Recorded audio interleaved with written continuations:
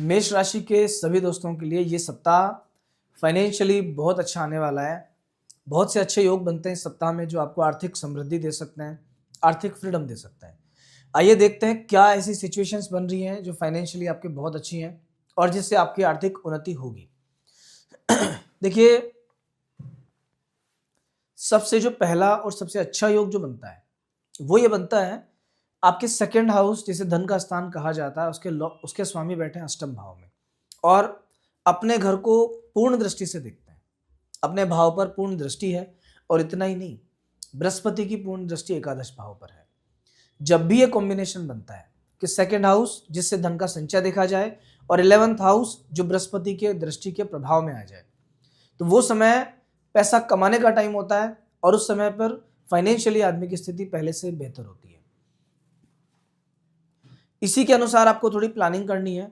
और क्या करना है, सबसे पहले तो अगर आप इनकम का कोई नया सोर्स जनरेट करना चाहते हैं, आप चाहते हैं कि मैं कोई नया काम स्टार्ट करूं, पार्ट टाइम जॉब स्टार्ट करूं, साइड बाय साइड में कुछ और करूं, ये उस काम को शुरू करने का बेस्ट टाइमिंग है, क्योंकि बहुत से ग्रह आपको सपोर्ट कर रहे हैं।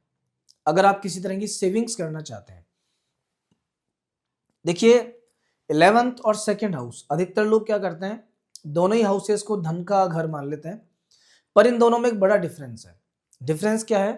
11th हाउस दिखाता है आपको इनकम कहां से आएगी, पैसा कौन देगा, किस माध्यम से आएगा और कितना आएगा। सेकंड हाउस बताता है कि उस पैसे को आप कितना बचा पाएंगे। पैसा तो आया लेकिन खर्चा हो गया, बचा नहीं, तो ये सब चीजें पता चलती हैं आपको सेकंड हाउस से। तो दोस्तों, इस वीक में आपका सेकंड हाउस और आपका 11th हाउस दोनों बहुत मजबूत हैं। पैसा कमाने के योग बनते हैं, पैसा जोड़ने के योग बनते हैं। अगर आप गोल्ड वगैरह में इन्वेस्ट करना चाहते हैं, ये बेस्ट टाइमिंग है। किसी भी तरह की स्थायी संपत्ति में अगर आप निवेश करना चाहते हैं, कोई जमीन लेना चाहते हैं, ये बेस्ट टाइमिंग है। इस समय किया हुआ निवेश आगे जाकर आपको कई गुना होकर लाभ देगा। आप हो सके तो आने वाले 1-2 महीने में, अगर आपकी व्यवस्था है, आप कर सकते हैं, तो थोड़ा सा किसी जमीन में इन्वेस्ट करने का सोचिए, रियल एस्टेट में, और ये आगे जाकर आपको 1-2 साल के बाद बहुत अच्छा प्रॉफिट देगा। क्योंकि अभी बृहस्पति की सिचुएशन कुछ ऐसी है कि जहां कहीं भी आप हाथ डालेंगे, कोई भी काम जो पैसे से संबंधित है वो करेंगे, उसका रिजल्ट आपको अपने आप अच्छा मिलेगा। तो दोस्तों, और भी बहुत कुछ है इस आने वाले सप्ताह में। 15 तारीख से 21 तारीख के बीच में कौन से दिन आपके लिए बहुत अच्छे हैं, किन दिनों में सावधानी बरतनी है, किस दिन आपको कोई काम नहीं करना है, इन्वेस्टमेंट नहीं करना है, ये सब हम जानेंगे इस वीडियो में। कंटिन्यू आप आगे बने रहिए। और अगर आपने हमारे चैनल को अभी तक सब्सक्राइब नहीं किया तो प्लीज सबसे पहले आप सब्सक्राइब कीजिए। तो देखिए, धन की स्थिति के बारे में हम जान चुके हैं। बात करें अगर आपके करियर की, तो कामकाज के दृष्टिकोण से ये जो 11वें घर में राहु बैठे हुए हैं और जो अष्टम भाव में 3 ग्रह एक साथ आ चुके हैं इस वीक के अंदर, स्पेशली शुक्र और बुध भी रहेंगे, ये सडन कोई चेंज देते हैं। हो सकता है कुछ लोग ये कहें कि ये अष्टम भाव में ग्रह विराजमान है तो अच्छा नहीं देंगे, लेकिन नहीं, करियर के मामले में ये ग्रह बहुत पॉजिटिव चेंज देंगे। आपके वर्क प्लेस पर कोई ऐसा डिसीजन लिया जा सकता है कि जो आपके फेवर में हो, बहुत लंबे समय से आप जिसका वेट कर रहे हो और जिसके होने से आपको कुछ फायदा होने वाला हो। उसका रीजन मैं आपको बता देता हूं। एक ज्योतिष का सिद्धांत होता है भावात भावम का सिद्धांत, कि जन्म पत्रिका में लग्न मानकर हम सभी भावों को देखते हैं, लेकिन जब किसी स्पेसिफिक भाव की चर्चा की जाती है, उस भाव को प्रथम भाव मानते हुए गणना की जाती है। जब आप शरीर की बात करेंगे, आपके व्यक्तित्व की बात करेंगे, तो शुक्र और बुध आपके लिए हानिकारक है। हो सकता है इनसे जुड़ी बीमारियां होने का डर हो, लेकिन जब करियर की बात करेंगे तो ये दोनों ग्रह बहुत अच्छे हैं। क्यों? ये 10th हाउस से शुक्र और बुध 11th हाउस में बैठे हैं। इसको अगर फर्स्ट हाउस मानेंगे तो first, second, third, fourth, fifth, six, seventh, eight, nine, 10th, 11th। इसका अर्थ सीधा सा ये हुआ कि दोनों ही ग्रह करियर में लाभ देने वाले हैं। और जब 8th हाउस में बैठ जाए तो सडन कोई राइज होता है, ऐसा कोई डिसीजन होता है जो आपके फेवर में होता है। आने वाले 15-20 दिनों का समय बहुत अच्छा है। कामकाज और करियर में जो भी चेंज आपको करना है, अष्टम भाव चेंज भी लेके आता है, कभी कभी नौकरी चेंज हो जाती है, तो ऐसा कुछ अगर आपका विचार बन रहा है तो परफेक्ट टाइमिंग है, कोई भी स्टेप आप ले सकते हैं।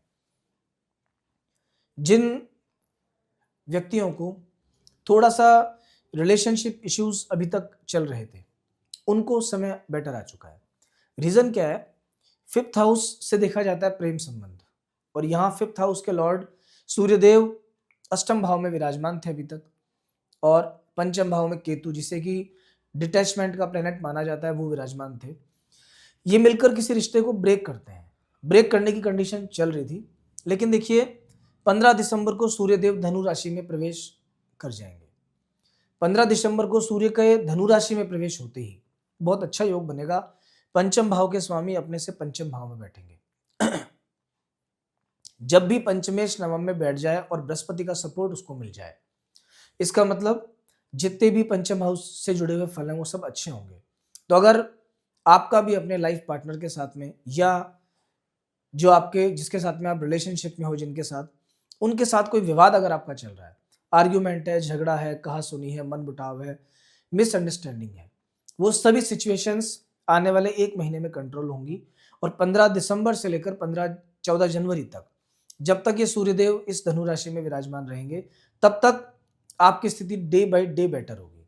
क्योंकि अभी तो शुक्र और बुध को भी चेंज होना है। जैसे ही 8th हाउस से 9th हाउस में आ जाएंगे, तो आप ये मान के चलना कि रिश्ते आपके बेटरमेंट की तरफ जा रहे हैं, कुछ ना कुछ अच्छा इसमें होगा।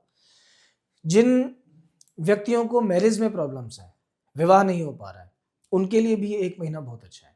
और स्पेशली जिनको संतान में दिक्कत है, उनके लिए भी 15 दिसंबर से 15 जनवरी बहुत अच्छा है। इस वीक की अगर मैं बात करूं, तो देखिए 15 तारीख से सप्ताह की शुरुआत है। सप्ताह का जो शुरुआती दिन है 15, 16, ये 2 दिन आपके लिए व्यापारिक दृष्टिकोण से बहुत बढ़िया है। चंद्रमा 7वें घर में विराजमान रहेंगे, और ये कहीं ना कहीं विदेश संबंधी व्यापार, ऐसा व्यापार जो मार्केटिंग से रिलेटेड है, सफ़ेद रंग की चीज़ों का काम, लिक्विड आइटम्स, कपड़ा, इन सब फील्ड्स में अच्छा फायदा देगा, तेजी देगा। तो 15 और 16 ये 2 दिन व्यापारिक दृष्टिकोण से बहुत अच्छे हैं।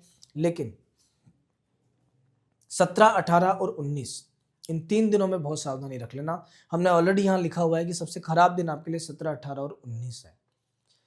2 विशेष कारण है। 8th हाउस में चंद्रमा क्षीण हो जाता, एक पाप ग्रह के रूप में काम करते हैं। ऊपर से अमावस के नजदीक का समय क्षीण चंद्रमा है, और 8वें घर में चंद्रमा पीड़ित होकर स्वास्थ्य पक्ष को इफेक्ट कर रहे हैं, मन को इफेक्ट कर रहे हैं, नेगेटिव थॉट्स रहेंगे। आप ये तारीख मेरी नोट कर लेना, 17, 18 और 19। इन 3 दिनों में आपका मन बहुत परेशान रहेगा, वर्किंग कैपेसिटी कम रहेगी, किसी न किसी चीज़ से आप थोड़ा परेशान रह सकते हैं। थोड़ा सा अवॉइड करना। और अगर आपको लगता है कि ज़्यादा दिक्कत आ रही है, एंजाइटी बहुत फील हो रही है, तो भगवान शिव का कोई भी स्तोत्र पढ़ लेना, या 1.25 किलो चावल अपने सिर पर से 7 बार उतार कर किसी भी शिव मंदिर में रखकर आ जाना। इसके बाद आपको बहुत अच्छे फल देखने को मिलेंगे। एक और बात, मेष राशि के सभी लोगों के लिए मंगल उनके देवता है, तो ऐसे लोगों को अपने छोटे भाइयों के साथ में रिश्ता हमेशा बढ़िया रखना चाहिए, और हनुमान जी की पूजा नियमित करनी चाहिए। हनुमान जी की कृपा से आपके सारे काम बनेंगे, सारी परेशानियां दूर होंगी। दोस्तों 20 और 21 ये 2 दिन आपके लिए ठीक है। हालांकि अमावस का दिन है, अमावस्या तिथि होने से थोड़ा सा मन में बड़ा फ्लक्चुएशन रहेगा, उतार चढ़ाव आएगा। सुबह बहुत काम करने की इच्छा करेगी, तो हो सकता है शाम होते होते डलनेस फील हो जाए, पर फिर भी ये 2 दिन नुकसानदायक नहीं है, ठीक है आपके लिए। ओवरऑल आपका राशिफल आप देख चुके हैं। इसी तरह से वार्षिक राशिफल भी हमारे यहाँ अभी अपलोड होगा, आप उसे देख सकते हैं। और अगर आपके जीवन में कोई परेशानी चल रही है और आप उसका कंसल्टेशन चाहते हैं, तो भी हमारे यहाँ दिए गए नंबरों पे आप संपर्क कर सकते हैं। और एक लास्ट बात, अगर आपने चैनल को अभी तक सब्सक्राइब नहीं किया, तो प्लीज़ एक बार सब्सक्राइब का बटन दबा दीजिए। जय श्री राम।